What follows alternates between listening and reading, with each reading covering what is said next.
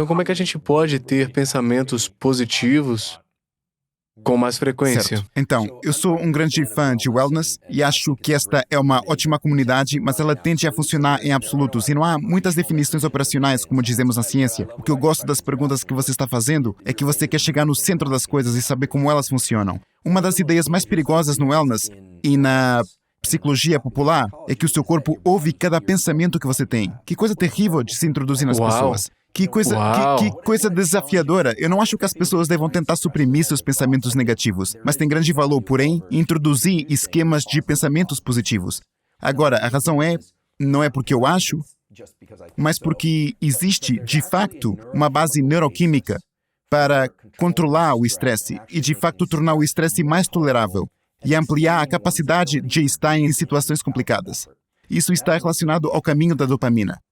Então, a molécula dopamina é uma recompensa. É liberada no cérebro quando você ganha um jogo, ou fecha um negócio, encontra o amor da sua vida, alguém curte a sua foto, o amor da sua vida, quando você conclui algo. Mas a maior parte da liberação da nossa dopamina não é ao atingir metas. É, na verdade, quando estamos no caminho das nossas metas, quando estamos em busca dos nossos objetivos e achamos que estamos no caminho certo. E é por isso que muita gente fica deprimida depois de atingir um grande objetivo, porque pensa, eu deveria sentir algo a mais, sentir algo por alguns minutos, e é isso, só isso que acontece? Mesmo.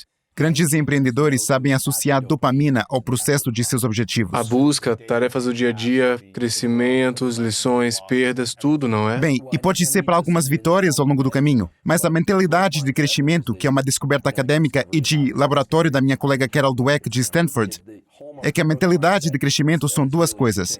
Uma é, não estou onde quero estar agora, mas sou capaz de chegar lá eventualmente.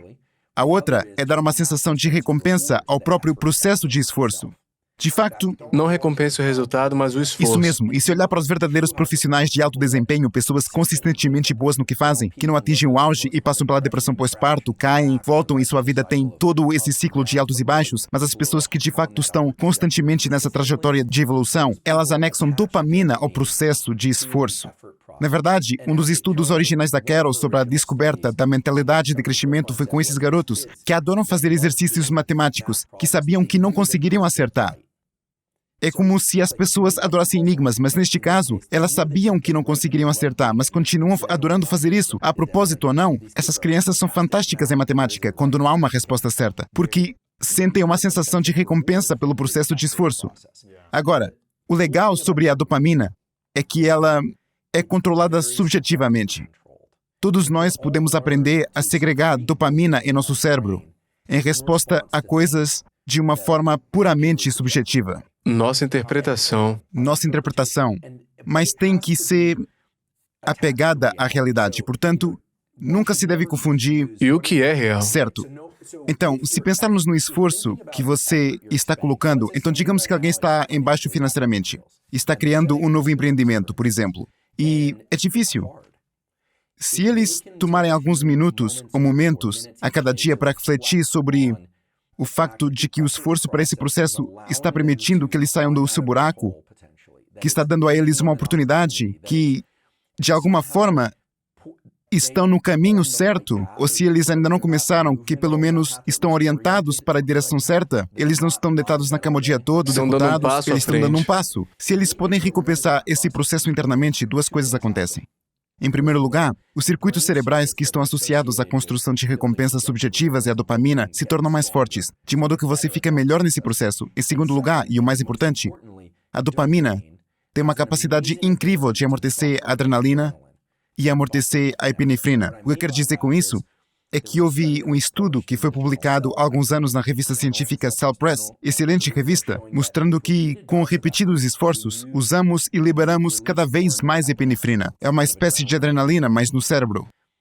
Com mais esforço. Toda vez que você se esforça. Se eu mantivesse no contexto, vamos falar comercial, seria cada vez que você escrevesse esse e-mail, cada vez que, digamos que um artesão está trabalhando na loja e fazendo isso, cada vez que você se esforça, está tirando um pouco de dinheiro da conta da epinefrina. Você está gastando epinefrina e, em algum momento, esses níveis de epinefrina ficam altos o suficiente para que você se sinta como se estivesse desistindo, se sinta exausto. Isto foi feito em um estudo onde eles controlam os ambientes visuais e têm as pessoas se esforçando.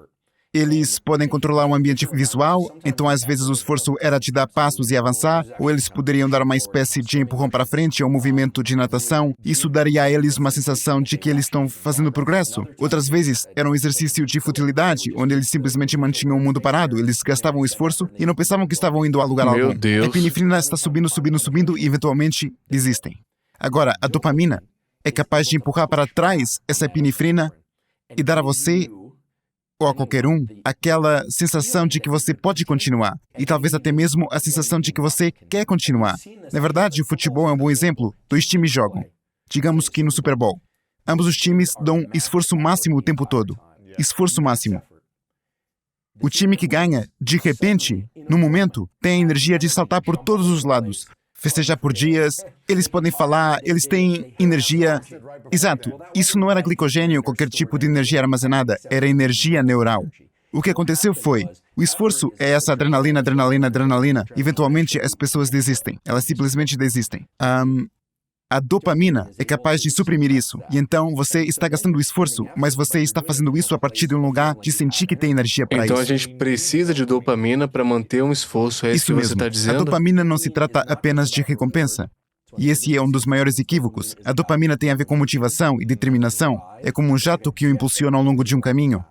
E como é que a gente obtém mais dopamina? Você pratica a liberação subjetiva de dopamina em sua mente. Tipo como? Ok, então, essa é uma ótima pergunta. Antes de mais, há maneiras de conseguir mais liberação de dopamina através de pensamentos, de drogas ou através de suplementos. Quero ser realmente claro, existe uma droga, 2 drogas na verdade, que causarão liberação maciça de dopamina. São chamadas de cocaína e metafetamina. O problema por isso que o povo fica viciado, porque faz sentir bem. Exatamente. O problema é que a cocaína e as metafetaminas estimulam tanta liberação de dopamina que a droga se torna a única fonte. Ela se torna o objetivo e o caminho. Ela se torna o caminho e o destino. Você olha para a vida das pessoas quando elas usam muita cocaína e metafetamina e a vida delas decai muito, muito rápido. Porque não há motivo para trabalhar duro em mais nada, porque você se sente bem e esse é o melhor sentimento que você vai ter. Então, por que qualquer outra coisa quando você pode ter esse sentimento? E se você pensar, estes sistemas neuroquímicos, adrenalina, cortisol, dopamina e epinefrina, não foram projetados para nos manter a salvo dos tigres, para caçar ou para construir empresas da Fortune 500.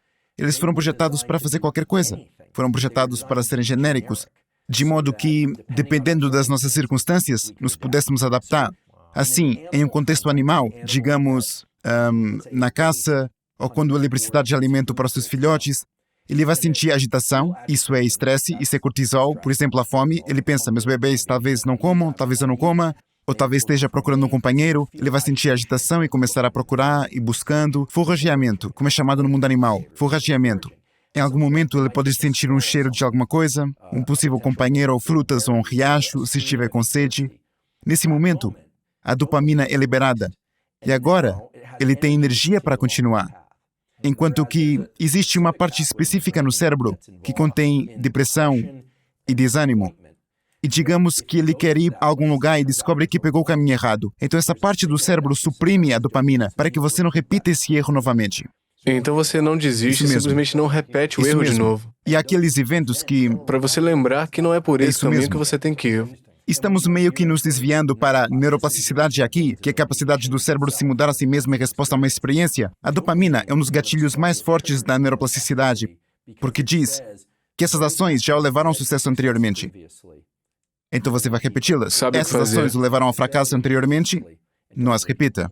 Então a dopamina pode impulsionar a gente a permanecer no caminho correto. Isso mesmo. Então você perguntou, como você faz isso? Então, para deixar claro, a gente consegue ter muita dopamina sem precisar usar nenhuma droga? Então, cocaína e anfetaminas são ruins porque destruturam a base da nossa vida, deixam as pessoas muito concentradas nas coisas fora de si mesmas. Essa é outra coisa que a dopamina faz, ela pode ser positiva ou negativa. Mas quando temos dopamina em nosso sistema, temos a tendência de estar voltados para o exterior, em busca de coisas no nosso ambiente. Você pode olhar para alguém que usa cocaína e perceber que essa é a versão extrema disso.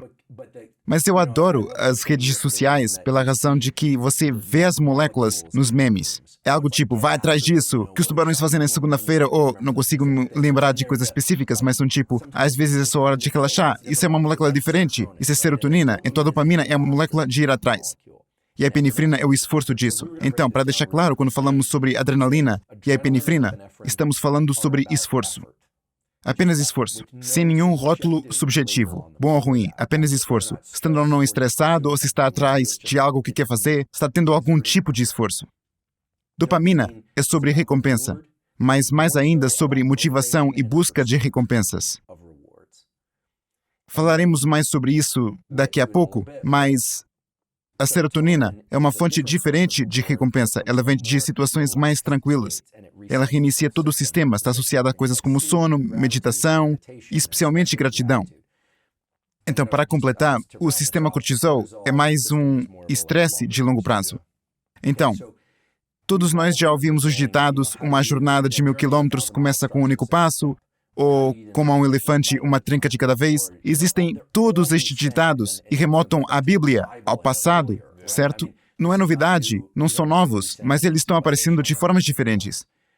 No entanto, o que não se diz nesses ditados é que cada passo é diferente do outro. Se toda a jornada de 1000 quilômetros começasse com um único passo, todos perseguiriam seus objetivos. Todos enfrentariam as adversidades. E podemos ler as histórias inspiradoras quantas vezes forem necessárias. Eu acho que as histórias inspiradoras são de grande valor. Na verdade, acho que são uma dopamina substituta. Acho que elas nos dão a sensação de que poderíamos, que nos esperança, que nos orienta novamente para o mundo. Faz a gente pensar, talvez seja possível para mim, não é? Exatamente. Então, vamos tomar o exemplo de alguém que é...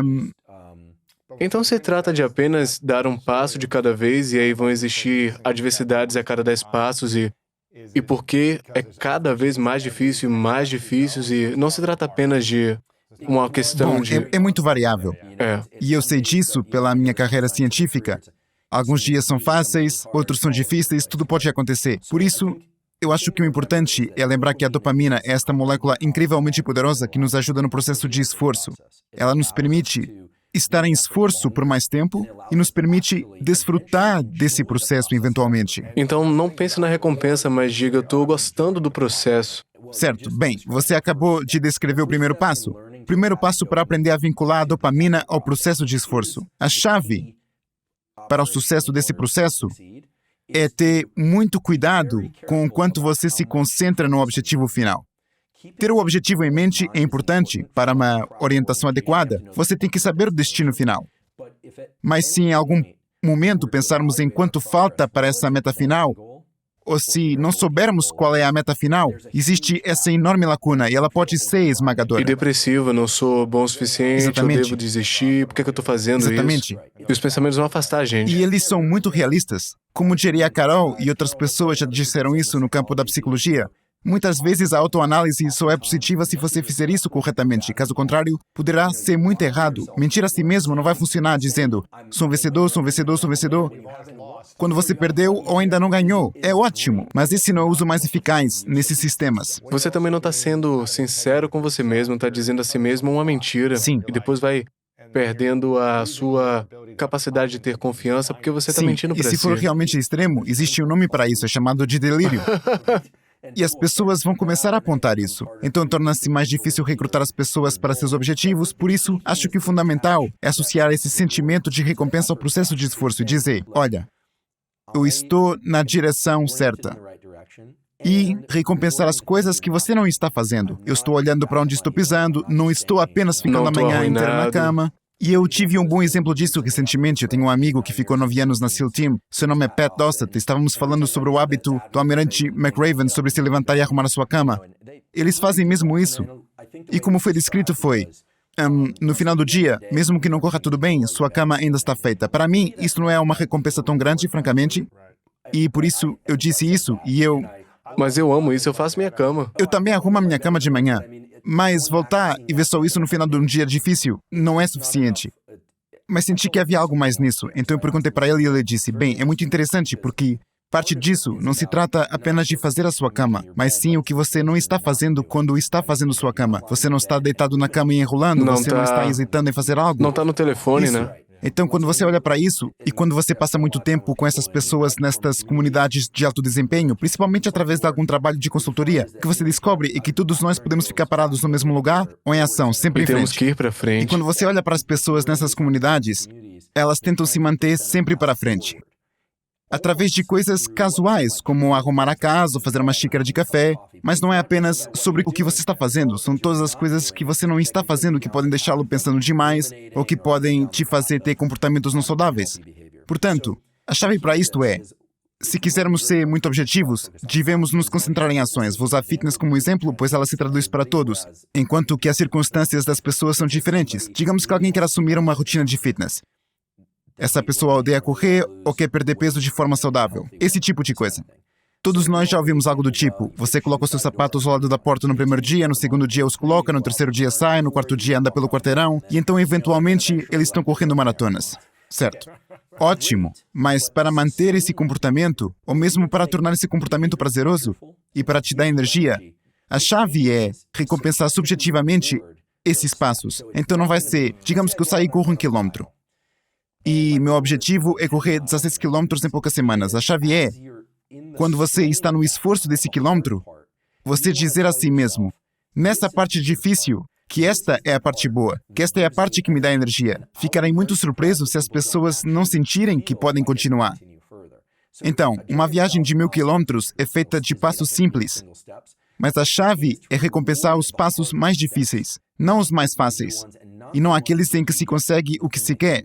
Não se recompense por calçar seus sapatos e dar um passo para fora de Você casa. poderia, se isso fosse uma grande barreira para você. Se for algo muito difícil para você. Mas correr 16 Isso quilômetros mesmo. é difícil. Encontrar essa barreira, superar um pouco dessa barreira e recompensar esse processo. Então, é por isso que eu acho que as repetições na academia, repetições até o fracasso, não são o melhor exemplo. Porque agora você está nadando o rio acima, você está indo para a cabeceira do rio e você está fazendo parte dessa mudança. Então, enviando a mensagem e vendo isso em uma comunidade,